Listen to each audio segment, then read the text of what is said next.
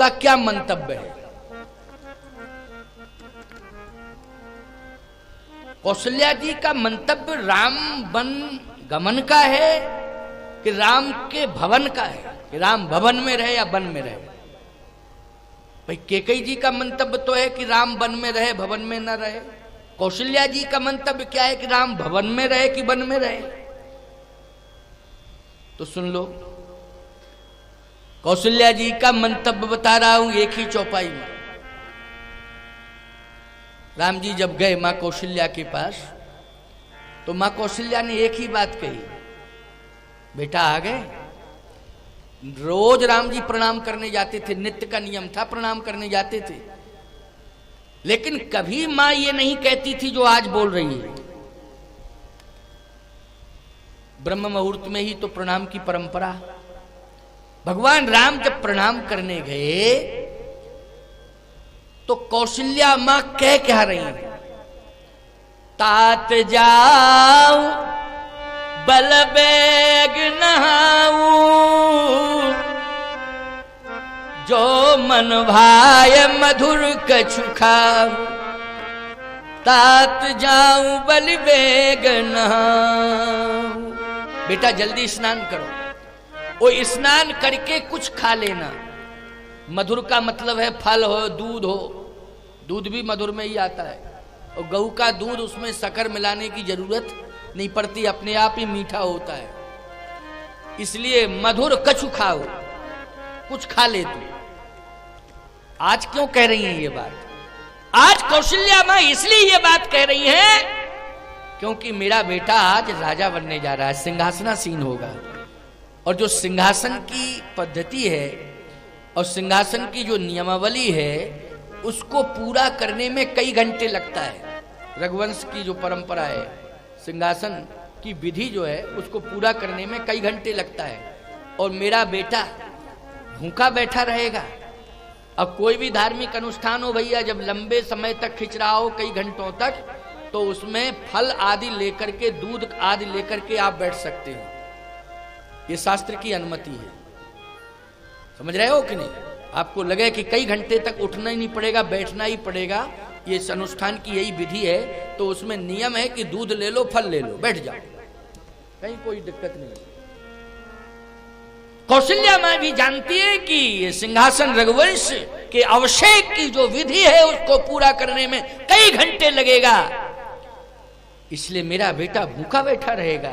जाओ बेटा, तात जाओ बलि बेग नहाऊ, जो मन भाए मधुर कछु खाओ। बेटा कुछ ना कुछ खा लो, जाओ जल्दी स्नान करके, लेकिन नहाऊ तब खाऊ। हाँ, ये स्पष्ट लिखा है ना, पहले नहाऊ फिर खाऊ। आजकल के लड़के पहले खाऊ फिर नहाऊ। और उनसे कहो भैया सुबह सुबह कम से कम मुंह धोके, जो है मुंह धोके खाया करो।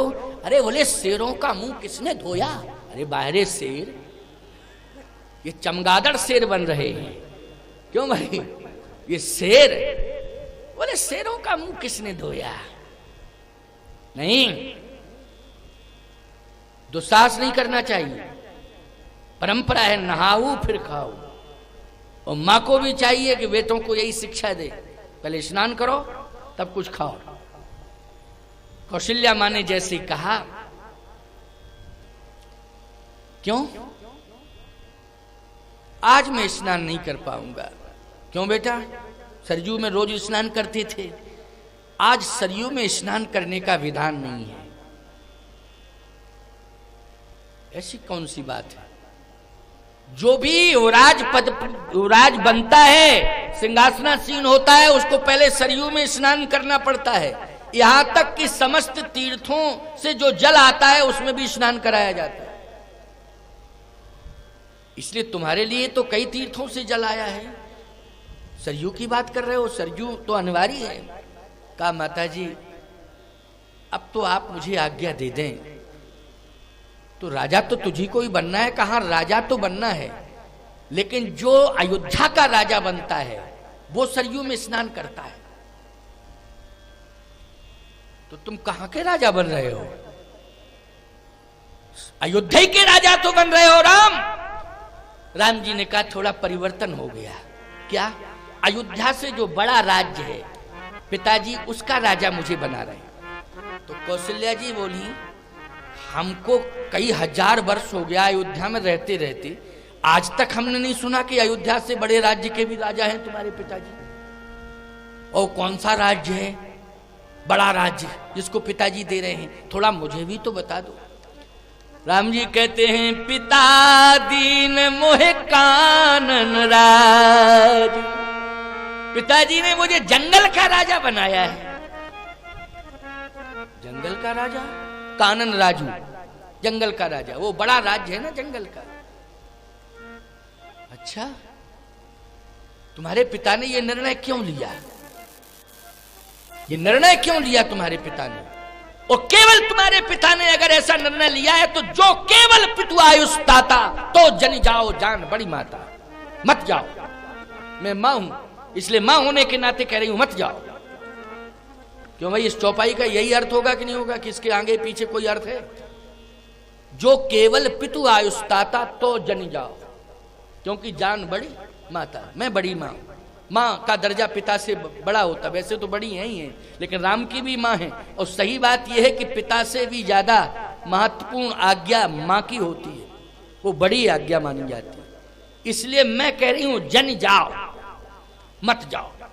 अब क्लियर हो गया कि कौशल्या मां राम को भवन में रखना चाहती है और दशरथ जी वन में भेज रहे हैं, लेकिन कौशल्या जी भवन में। कैकेयी जी वन में रखना चाहती, कौशल्या जी भवन में। तो जन जाओ मत जाओ, और जब नहीं जाएंगे तो भवन में रहना पड़ेगा कि नहीं? वाह, इसका मतलब है कि कैकेयी में और सुमित्रा में और कौशल्या में, इन तीनों में आपस में टकराव है, विरोध है। भाई यही तो अर्थ है, विरोध ही तो है। कैकेयी कहती बन जाओ, कौशल्या कहती नहीं जाना। पिताजी की भी बात मत मानो, मत मानो पिताजी की बात। मैं कह रही हूं मां हूं तो जन जाओ जान बड़ी माता। लेकिन याद रखना, मां की महिमा है, ये सत्य है, इसमें कहीं कोई शक नहीं। लेकिन आखिर किसी की पत्नी भी तो है कौशल्या जी। राम की मां है, लेकिन दशरथ की कौन है? पत्नी है कि नहीं? दशरथ की कौन है?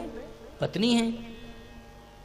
तो एक पत्नी पति के लिए कह रही है और अपने पुत्र से कह रही है कि जो केवल पितु आयुष दाता तो जनी जाहु जान बड़ी माता। लेकिन फिर महिमा क्या रहेगी कौशल्या मां की? महिमा क्या रहेगी अयोध्या की महारानी की? महिमा क्या होगी राम की मां की? वाह, तुलसीदास जी महाराज धन्य है। भगवान शंकर, बलिहार जाता हूं भगवान शिव के चरणारविंदों में, क्या गजब का संभाल है।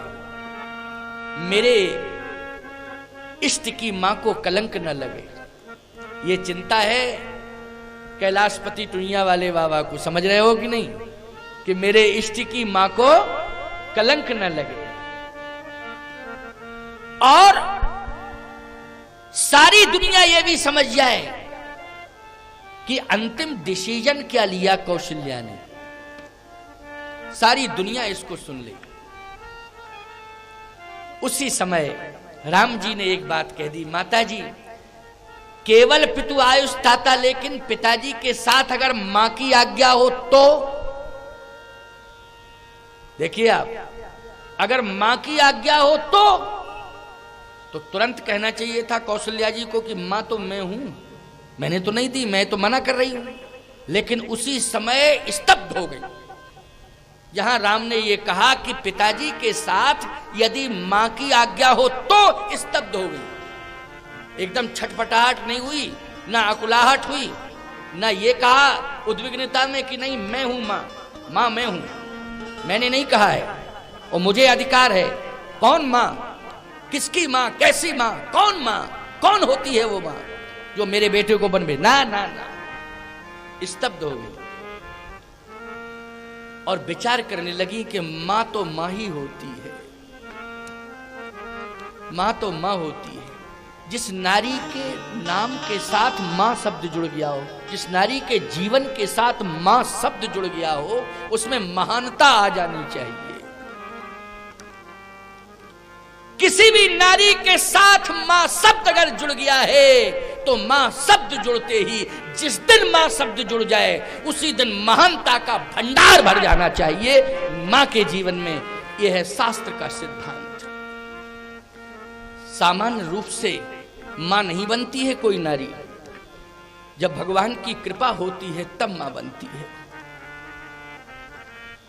भगवान की कृपा के बिना कोई पुरुषार्थ से कोई मां नहीं बन सकती है, मेरा चैलेंज है, दावा है। बड़े बड़े पुरुषार्थी अंत में पराजित हुए हैं, भगवान की शरण में पहुंचे कि अब कृपा करके वंश चलाने की व्यवस्था करो प्रभु। बोलो भाई, जब डॉक्टरों ने भी उपचार कर दिया और फिर जवाब भी दे दिया, तब भगवान के दरबार में जाकर के माथा रगड़ते हैं, बार बार प्रार्थना करते हैं। इसका मतलब है कि मां बनने का अधिकार सहज में प्राप्त नहीं होता है, जब भगवान की कृपा होती है तभी मां बनती है समाज में। इसलिए मां को महान होना चाहिए, महानता का भंडार भरा हुआ होना चाहिए। इस बात पर विचार किया है किसने? कौशल्या मां ने, कि मां राम ने मां शब्द जोड़ा है, मां कहा है। अगर मां ने भी आज्ञा दी हो तो समझ में आया कि नहीं आया? इस शब्द पर विचार करना, चिंतन करना। आंखें नम हो गई, आंसू टपक पड़े। मां ने कहा है, अपने पराये का कोई भेद नहीं समझा। देखो, अपने पराये का कोई भेद नहीं समझा। उसी समय कह दिया, बेटा राम, अगर मां ने भी कहा है, साथ में मां ने आज्ञा दी है, तो अब सुनो। जो पितु मात कहेउ बन जाना, जो पितु मात कहेउ बन जाना, जो पितु मात कहेउ बन जाना, जो पितु मात कहेउ बन जाना, तो कानन सत अवध समाना, तो कानन सत अवध समाना, तो कानन सत अवध समाना।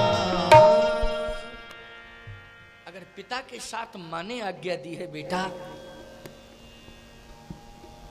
तो तुम भाग्यवान हो। माता पिता जिसे आज्ञा दे और बेटा अगर आज्ञा का पालन करता है तो वो भाग्यवान है, वो भाग्यवान है। और माता पिता आज्ञा दें और बेटा अगर पालन ना करे तो वो अभागा है। अभागा है वो पुत्र जो माता पिता की आज्ञा का पालन नहीं करता है, वो अभागा है। बोलो, इस आदर्श की स्थापना कौन कर रही है? मां ही तो कर रही है। और सामान्य मां नहीं, साधारण नहीं, कौशल्या मां महान है। इसलिए कौशल्या के चरित्र को ध्यान से सुनो और महान बनने की कोशिश करो। मां शब्द अगर जीवन में आ गया है, तुम्हारे साथ जुड़ गया है, तो कौशल्या जैसी महान बन के बताना। अगर कौशल्या जैसी महान तुम बन जाओगी माताओं, तो ग्रह चाहे जितने प्रतिकूल तुम्हारे परिवार से क्यों ना हो जाएं, लेकिन कभी भी तुम्हारे ग्रह से संपत्ति नहीं दूर नहीं हो सकती है। कभी तुम्हारे घर में दरिद्रता नहीं आ सकती है, और एक दिन तुम्हारे घर में अवश्य ही रामराज जाएगा। बस थोड़ा इंतजार करना पड़ेगा, रामराज जाएगा। और यही हुआ कि थोड़ा इंतजार करना पड़ा कौशल्या जी को, लेकिन रामराज हुआ। बोलो, हुआ कि नहीं? थोड़ा इंतजार करना पड़ा। और संपत्ति तो कहीं गई ही नहीं। दशरथ जी गए, केवल संपत्ति तो अयोध्या में रही, 10 गुनी संपत्ति बढ़ी। और विवाद में संपत्ति घटती है कि बढ़ती है? विवाद जहां शुरू होता है वहां संपत्ति घटने लगती है। लेकिन अयोध्या में संपत्ति बढ़ी है साहब, घटी नहीं है, 10 गुनी बढ़ी। राम जी जब लौट के आए तो 10 गुनी संपत्ति बड़ी मिली उनको। इसका मतलब है कि अगर ग्रह प्रतिकूल हो जाएं और विवाद की स्थिति बन जाए तो सभी को धैर्य का परिचय देना चाहिए। आपस में टकराने की जरूरत नहीं है। केवल मैं नारी जगत से ही नहीं कह रहा हूं, मैं पुरुष वर्ग को भी चेतावनी दे रहा हूं। संतुलन बनाने की जरूरत है। विवाद को बढ़ावा नहीं देना है, संतुलन बना के चलना है, जिससे हमारे घर में राम राज्य आ जाए। कौशल्या माँ ने यही तो किया है, यही किया। कहा बेटा राम, अगर मां की आज्ञा है तो ये तेरे लिए आशीर्वाद है और तू महान बनने जा रहा है। क्या बनने जा रहा है? महान बनने जा रहा है तू। और ये तो एक अयोध्या है। आज मैं आशीर्वाद दे रही हूं कि माता पिता की आज्ञा का पालन करके तुम जा रहे हो वन में। कौशल्या मां का आशीर्वाद है, वन में 100 अयोध्या के समान सुख प्राप्त होगा तुम्हें। ये मेरा आशीर्वाद। एक अयोध्या नहीं, 100 अयोध्या के समान, माने 100 गुना सुख। वन में क्या मिलेगा? 100 गुना सुख मिलेगा। जो अयोध्या के भवन में नहीं, वो तुम्हें वन में मिलेगा। और सत्य तो यह, सुख का मतलब संपत्ति से नहीं होता है।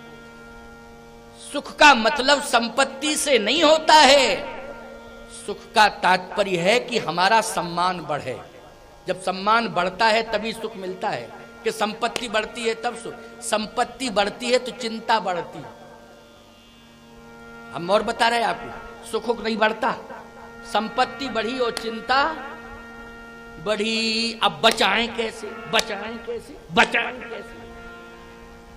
चिंता बढ़ती कि नहीं बढ़ती? बोलो भाई। संपत्ति बढ़ रही, बचाएं कैसे? बचाएं कैसे? और बचाने के चक्कर में गरुड़ पुराण बच जाता है अंत में। क्यों भाई? उसको बचाने के चक्कर में सीधा गरुड़ पुराण बचता है और कुछ नहीं बचता। लेकिन सावधान, सबसे बड़ी पूंजी अगर है तो संपत्ति नहीं है। सबसे बड़ी पूंजी अगर है तो वो चरित्र है, कैरेक्टर है। इसलिए चरित्र महान होना चाहिए, सम्मान बढ़ता रहेगा। संपत्ति से सम्मान नहीं बढ़ता है, चरित्र से सम्मान बढ़ता है, कैरेक्टर से सम्मान बढ़ता है। संपत्ति संपत्ति से नहीं बढ़ता है। कलकत्ता के कसाईयों के पास तो अरबों खरबों की संपत्ति और दौलत है। कलकत्ता के कसाईयों के पास अरबों खरबों की प्रॉपर्टी है, लेकिन प्यारे सम्मान प्राप्त कर पा रहे हैं क्या? वो नहीं। कसाई बनकर के जो संपत्ति को कमा रहे हैं वो कभी सम्मान नहीं ले पाएंगे। कसाई वो ही नहीं है जो पशुओं को मार रहे हैं, वो भी कसाई हैं। वो कसाईयों के भी कसाई हैं, बाप हैं कसाईयों के। जो इंसानों की हत्या करके संपत्ति कमा रहे हैं वो कसाईयों के भी कसाई हैं। इसलिए कसाई बन करके कोई संपत्ति बढ़ा ले तो उसे सुख शांति नहीं मिल सकता। सुख शांति कैसे मिलेगी उसे?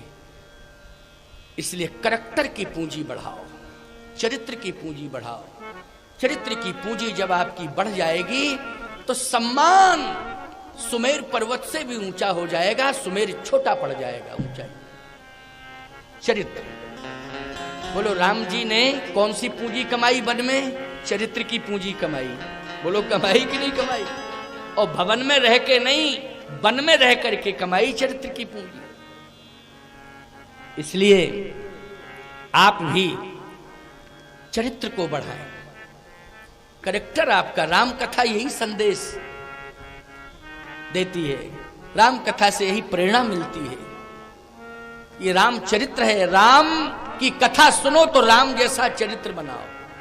इसलिए ये रामचरित्र सुनाना है हमें, और हम सुना रहे हैं और आप सुन रहे हैं। इसलिए सुनाया भी जाता है कि राम जैसा चरित्र हो। सुन करके कौशल्या मां का आशीर्वाद मिल गया।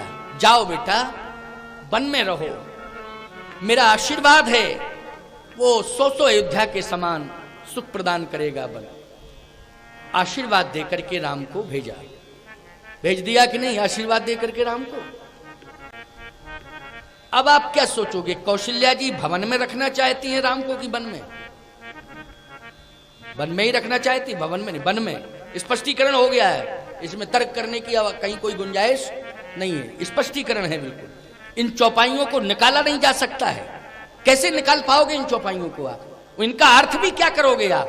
कितना भी घटाइए बढ़ाइए, बुद्धि का व्यायाम कितना भी करते रहिए, लेकिन अंत में अर्थ यही निकलेगा कि जो पितुमात कहे बन जाना तो कानन सत अवध समाना। अंत में यही अर्थ निकलेगा, इसके अलावा कोई दूसरा अर्थ नहीं निकाल सकते हो।